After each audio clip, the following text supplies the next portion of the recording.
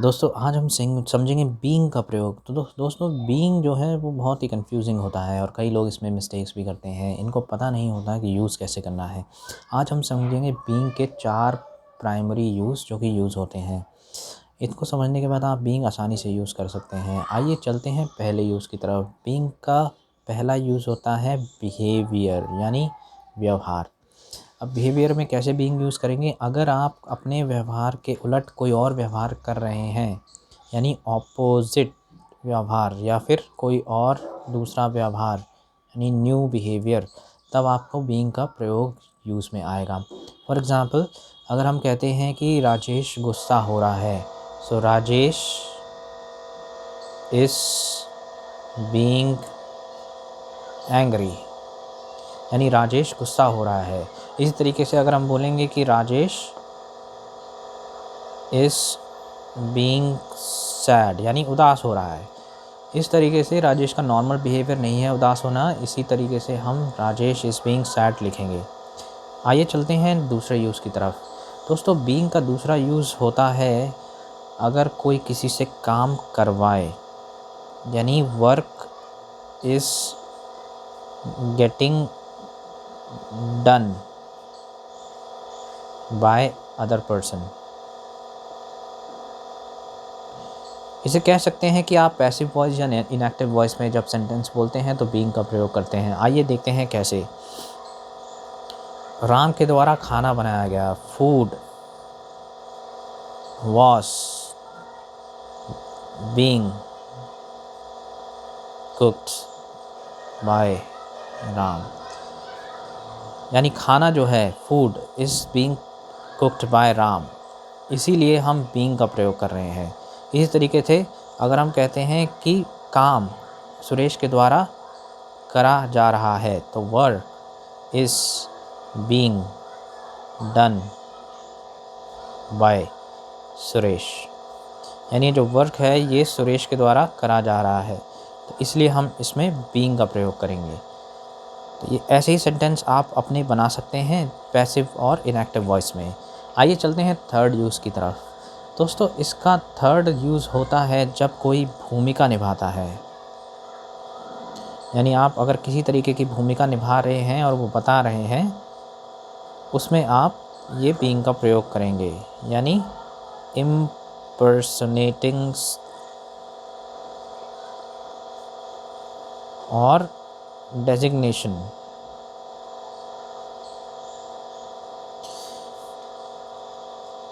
Suresh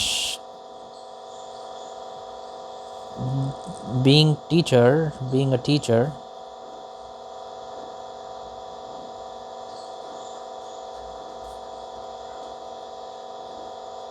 cannot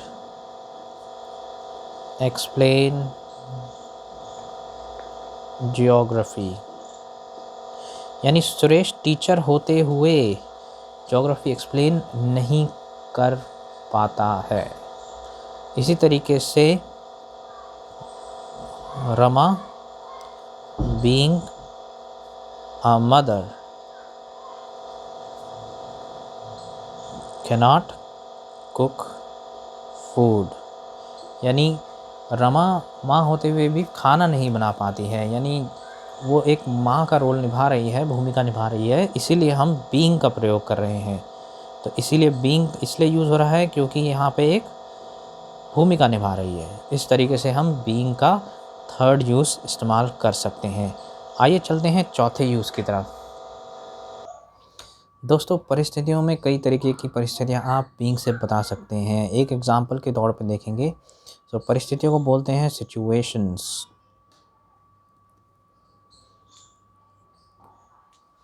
example के तौर पे समझते हैं इसको। Things being heavy, Ram couldn't pick up यानी सामान क्योंकि भारी था इसलिए राम उसको उठा नहीं सकता।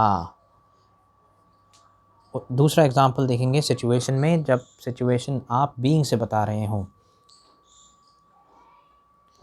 राम बीइंग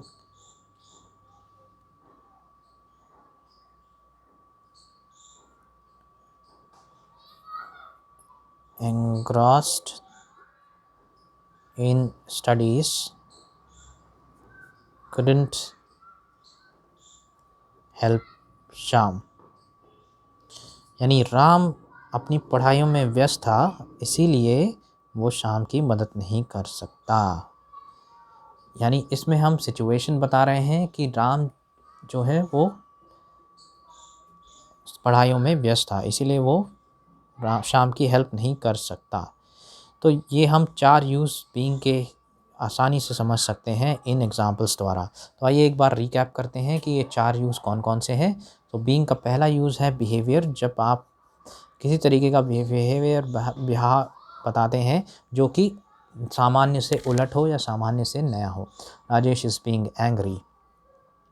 इसी तरीके से दूसरा यूज़ होता है जब कार्य किसी के द्वारा बताया गया है कि कर रहा है या करा गया है, यानी इनएक्टिव और पैसिव वॉइस में। Food was being cooked bye Ram. जब कोई भूमिका निभाने की बात हो तब भी हम बीइंग का प्रयोग करते हैं, जैसे कि Suresh being a teacher cannot explain geography. इसी तरीके से सेंटेंस हम बना सकते हैं, Modi being a president handled covid very well. Situation यानी परिस्थितियों को जब हम बताते हैं तो उसमें भी हम बीइंग का प्रयोग कर सकते हैं। एग्जाम्पल के तौर पे देखेंगे, things being heavy Ram couldn't pick up.